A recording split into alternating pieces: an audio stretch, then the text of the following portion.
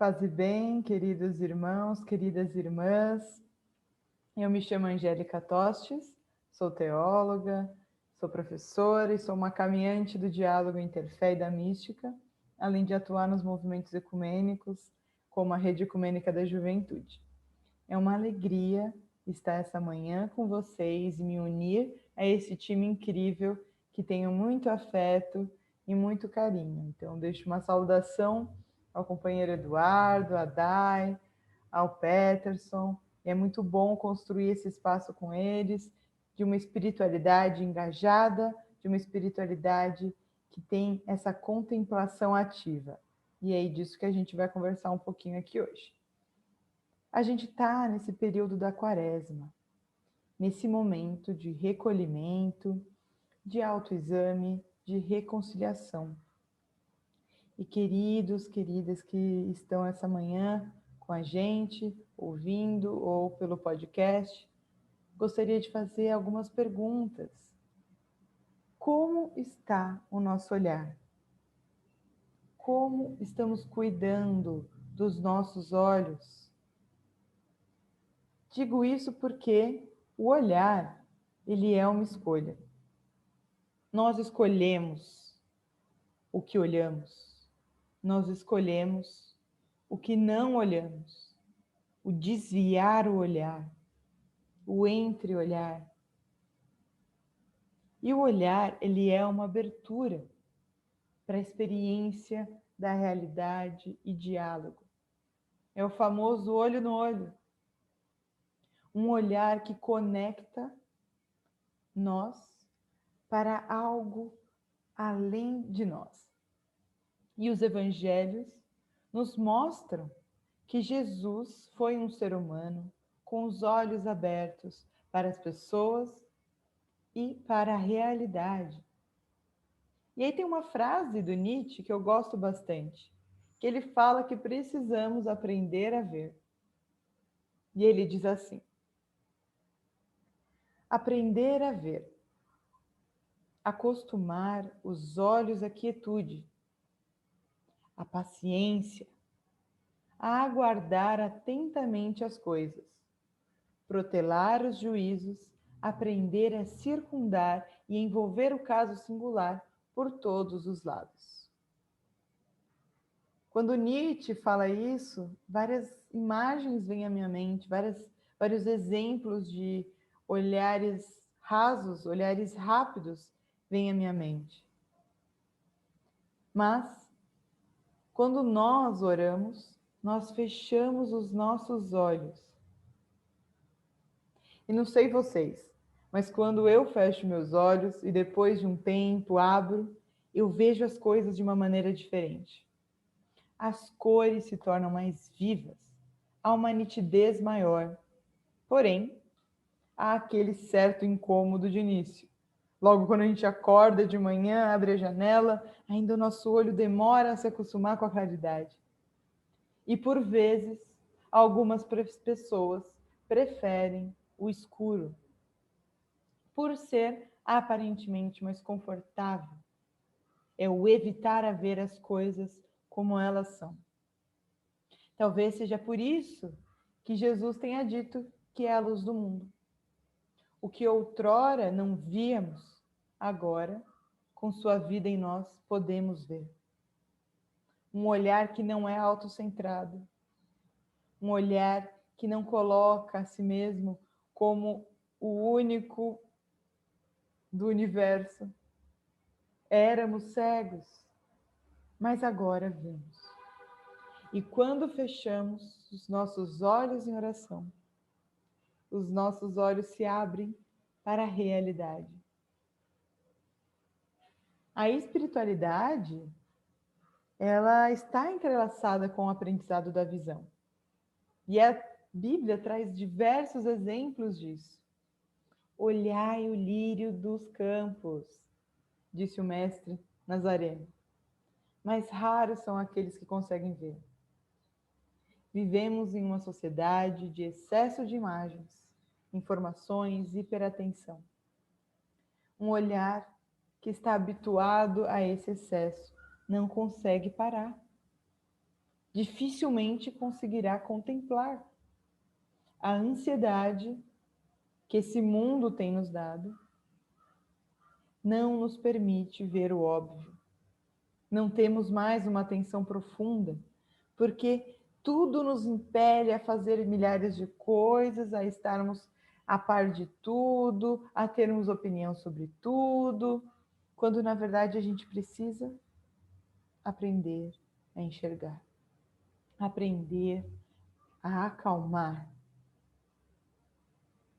Então não vemos mais os lírios, não vemos mais os pássaros, porque as nossas preocupações cegaram esses olhos, cansaram esses olhos com as tarefas e com as dificuldades que temos enfrentado. E dentro da gente há essa necessidade de uma contemplação, de uma quietude. Talvez seja por isso que a gente goste tanto de passar tempo na natureza, de cultivar um jardim, de poder viajar e ver o mar. Como Lao Tse uma vez perguntou, você tem paciência para esperar a lama assentar e a água ficar limpa? Enquanto a água está lamacenta, nós não conseguimos ver claramente. E a água não está limpa. Estamos vendo apenas a lama das inúmeras injustiças que têm ocorrido no nosso país e no mundo. Não estamos esperando a água se acalmar em nós. Não é no externo. Quando a água consegue se acalmar, quando a gente consegue ver a limpidez da água, nós conseguimos pensar, gestar, criar novas possibilidades de ser no mundo enquanto sociedade.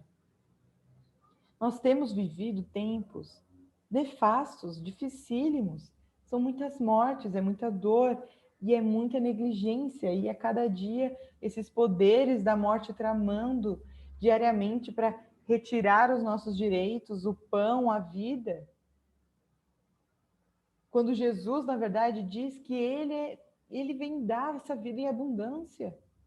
E também me lembro da passagem de Romanos 12, 2, que diz: não vos conformeis com este mundo, mas transformai-vos pela renovação do vosso entendimento, para que experimenteis qual seja a boa, agradável e perfeita vontade de Deus.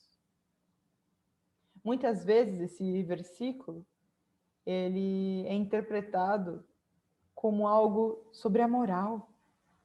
Só que o que eu enxergo nessa sociedade, nesse mundo, são as violências contra corpos das mulheres, contra a juventude negra que é exterminada nas periferias, contra todo esse descaso que a gente tem visto em relação à pandemia no Brasil, e não apenas dos governantes, mas de uma população que negligencia as pessoas mais vulneráveis.